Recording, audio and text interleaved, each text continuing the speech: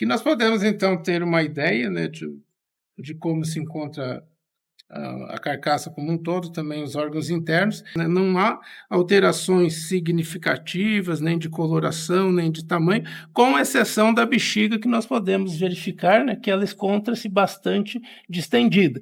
E quando depois nós vamos verificar a urina, nós vamos verificar que essa urina está com coloração normal. Isso aqui não é um achado característico de nenhuma doença, mas ele nos indica que este animal estava com dificuldade de urinar.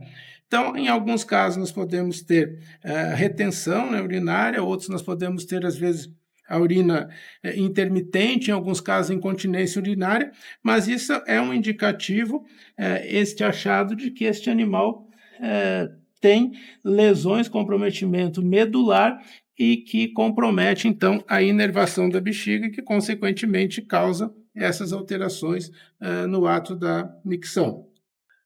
Apesar de nós não observarmos nenhuma alteração macroscópica, não é por isso que nós vamos deixar de coletar os fragmentos de todos os órgãos, dos diferentes tecidos, e lembrando que nesses casos sempre, em qualquer caso, mas nesses é de uma importância ainda maior, o exame e a coleta da musculatura. Por quê? Porque, como nós falamos, né, em algumas doenças que causam lesões musculares, isso pode confundir, às vezes, clinicamente, com um quadro neurológico. Logicamente, né, que nesse caso, quando a gente tem oportunidade de fazer um exame físico detalhado, é possível a gente diferenciar sinais neurológicos de sinais musculares, ou às vezes de sinais neuromusculares. Mas, de qualquer forma, sempre é importante a gente fazer essa observação bastante minuciosa. O que nós precisamos sempre ter claro, né, é que o momento que nós temos para fazer as coletas dos órgãos e a interpretação de possíveis lesões é o momento da necrópsia. Não é uma possibilidade que eu tenho, às vezes eu esqueci de coletar um órgão e voltar daqui 2 dias depois. Então é nesse momento que a gente tem que fazer as nossas coletas, as nossas avaliações, e aí a importância, então, de nós fazermos tudo de forma detalhada. Considerando, né, o quadro de evidência de uma doença neurológica, é fundamental, então, nós fazermos a coleta do sistema nervoso central. Sempre a gente ressalta, né, que doenças neurológicas não necessariamente são de sistema nervoso central. Nós temos doenças neurológicas de sistema nervoso periférico, mas em qualquer situação sempre nós precisamos fazer a avaliação, então a coleta e os exames complementares do sistema nervoso central. E nesse caso aqui, então, nós precisamos lembrar que, diante da nossa suspeita, e da necessidade de um diagnóstico diferencial para a raiva, além do encéfalo, é fundamental a coleta e o exame da medula espinhal. Então, a coleta do encéfalo, né, nós vamos retirar o encéfalo, então nós devemos fazer uma incisão, isso pode ser com machado ou com serra, mas os locais de corte são os mesmos. Nós vamos fazer uma incisão aqui atrás dos olhos, depois nós temos que fazer uma linha imaginária ligando o final da primeira incisão, passando pelos côndilos, e depois nós fazemos a retirada da calota craniana. Então, nesse ponto, né, é importante a gente utilizar alguns equipamentos de proteção, né, principalmente a questão de óculos, para evitar que esses fragmentos possam, às vezes, durante o manuseio, a retirada, eles espirrar e nos afetar.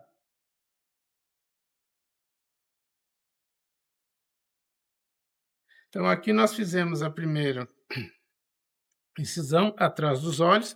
Aqui nós temos que fazer uma outra incisão.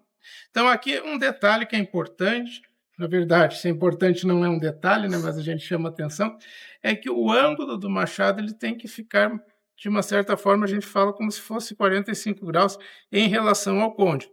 Se eu torço a machadinha muito para cá, eu não vou conseguir retirar e expor o encéfalo. Eu posso sair muito embaixo e retirar todo ele ainda dentro da caixa craniana. Então, esse ângulo aqui, ele ajuda bastante.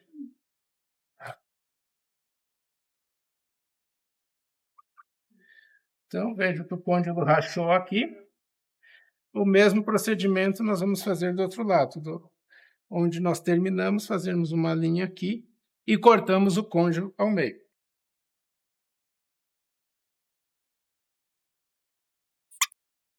Então, este momento aqui, de certa forma, né, como nós falamos, há uma suspeita de raiva. E o vírus rábico ele só localiza no sistema nervoso central.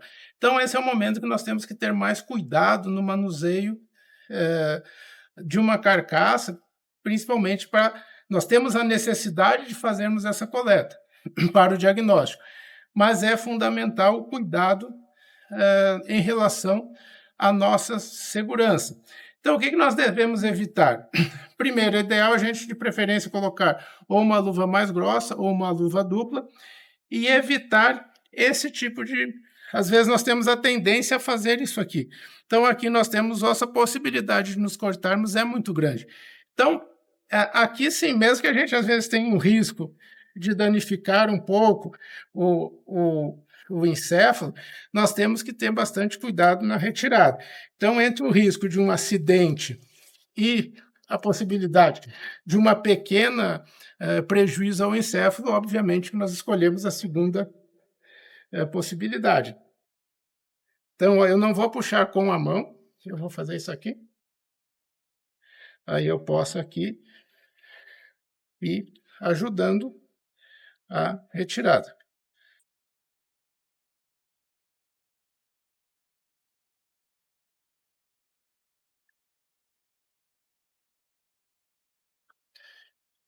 Uma vez que nós retiramos a parte de cima do crânio, nós temos aqui o encéfalo todo exposto. Neste caso aqui, a meninge já foi retirada junto, nem sempre isso acontece. Quando não acontece, nós precisamos de uma segunda etapa, que aí nós temos que remover a meninge, e aí, nesses casos, nós precisamos ter um cuidado especial nesse ponto. Nessa área aqui, a meninge, ela passa assim e assim, que forma a foice ou o tentório do cerebelo.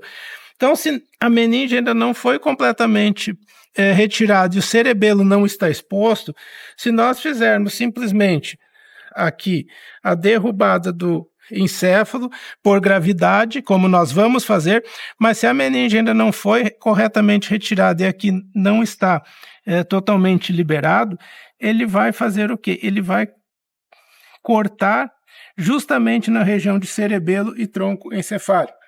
E este é um local de eleição para o diagnóstico de raiva, como nós vamos comentar depois. Então, nesse caso aqui, né, como já está exteriorizado, fica bastante simplificado, e aí eu tenho a retirada, né, do encéfalo com todas as suas partes anatômicas, e depois nós vamos então mostrar como se procede a coleta. Mas nós já podemos observar, né, que não há nenhuma assimetria entre hemisférios, não há achatamento, e também nós não observamos nenhuma alteração que às vezes nós poderíamos encontrar, por exemplo, num caso de raiva, uma hiperemia, né, bastante intensa, não é o caso aqui. Mas a gente, às vezes, em outras doenças, né, poderia, algum herpes vírus, poderíamos ter áreas de malácia, algum tipo de alteração, outro, um abscesso, assimetria, não é o caso. Além da coleta do encéfalo, em casos de suspeita de raiva ou da necessidade de um diagnóstico diferencial, a coleta do complexo chamado GRH, que é a hipófise, o gânglio e os gânglios trigeminais e a rede admirável. Então, ela se encontra nesse local aqui onde termina o osso. A gente pode fazer uma incisão aqui, aí nós abrimos, é chamado em forma de trapézio, né? Abre e depois fecha de novo com a faca. E aí depois nós podemos remover. Aqui pode ser feito dependendo da facilidade que cada um tem. Pode ser com a faca, com pinça e tesoura. Essa faca aqui não é uma faca às vezes menor e de ponta mais fininha, ajuda mais. E quanto mais afiada a faca, também é melhor. Então, se nós temos aqui, né, com o auxílio de uma pinça, dente de rato, e uma faca, facilita bastante E quanto mais afiada a faca, melhor. Então aqui nós retiramos um lado, aí nós vamos removendo.